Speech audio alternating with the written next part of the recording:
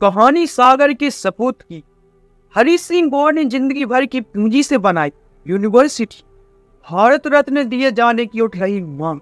तो आइए साथियों, आज की यह वीडियो बहुत ही ज्यादा इंटरेस्टिंग होने वाली है। इसका साथियों आप अपने YouTube चैनल रियल टीवी इन हिंदी के लिए सब्सक्राइब जरूर करें और साथियों आज की इस नई वीडियो को लाइक जरूर करें। तो आइए साथियों वीडियो को शुरू करते हैं। बुंदेलखंड भले ही अपनी बदहाली के लिए चर्चाओं में रहता है, लेकिन बुंदेलखंड एक ऐसी जगह है जहां तब यूनिवर्सिटी की स्थापना हो गई थी जब देश आजाद भी नहीं हुआ था। मध्य प्रदेश तो अस्तित्व में ही नहीं था। ऐसे में बुंदेलखंड के सच्चे सपूत जिन्हें आप जानते भी होंगे, जिनका नाम है डॉक्टर सर हरि सिंह गौर ने अपने जीवन भर की जमा पूंजी से सागर में यूनिवर्सिटी की स्थापना की, जो मध्य प्रदेश की इकलौती central university.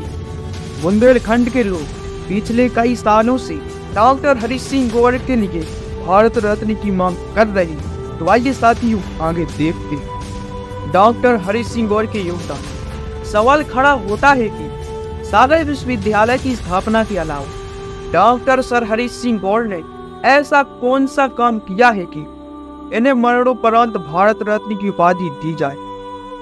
Doctor sir Hari Singh गौर जी को करीब से नहीं जानने वाले लोग इस मांग पर सवाल उठा सकते हैं, लेकिन हरि सिंह गौर के योगदान की बात की जाए तो साथियों, भारत की संविधान निर्माण, न्याय व्यवस्था, शिक्षा व्यवस्था और राजनीतिक व्यवस्था में इनके महत्वपूर्ण योगदान को भुलाया नहीं जा सकता है।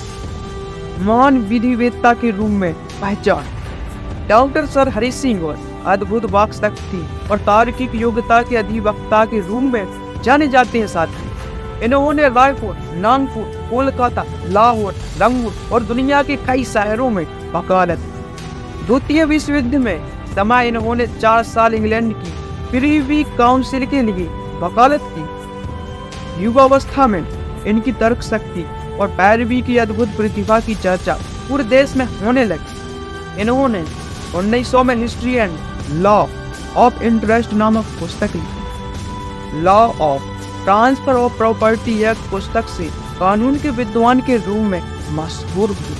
1909 में भारतीय दंड संहिता की तुलनात्मक विवेचना पुस्तक प्रकाशित हुई। इनकी पेनल लॉ नामक पुस्तक का प्रथम संस्करण 1914 और 1936 दूसरा संस्करण प्रकाशित हुआ। 1909 में हरि सिंह गौर ने हिंदू लॉ पुस्तक का प्रकाशन कराया।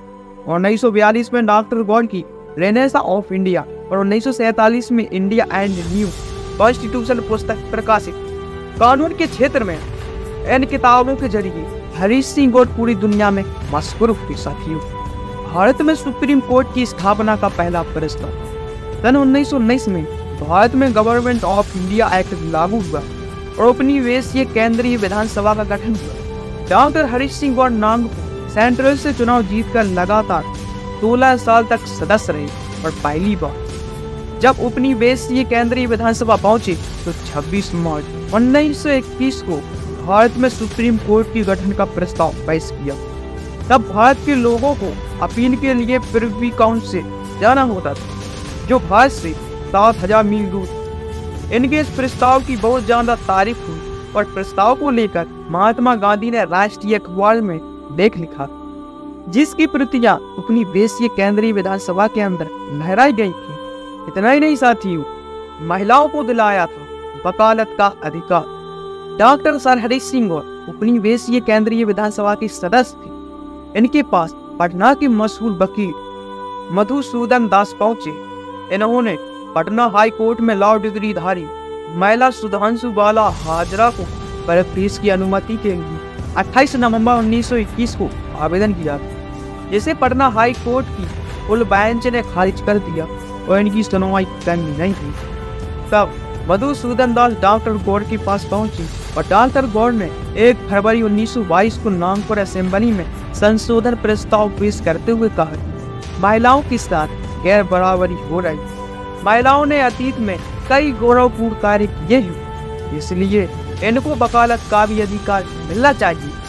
इतना ही नहीं साथी, लंबी बहस के बाद 28 फरवरी को यह संशोधन विधेयक नए विधेयक के रूप में पारित हुआ और 1923 में लीगल प्रैक्टिशनर वुमेन्स एक्ट के तहत सामने आया।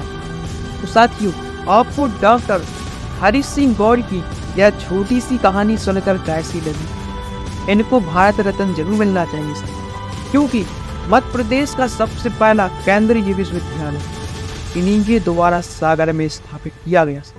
तो साथियों, इस वीडियो को देखकर आपके मन में जो भी विचार आ रहे हैं आप में साझा जरूर करें। साथियों, कमेंट बॉक्स में मैसेज जरूर करें। और साथियों, अगली वीडियो किस टॉपिक पर बनाई जाए आप हमें जरूर कमेंट बॉक्स में बताएं। तो साथियों, नमस्कार, मिलते हैं अगली वीडियो में।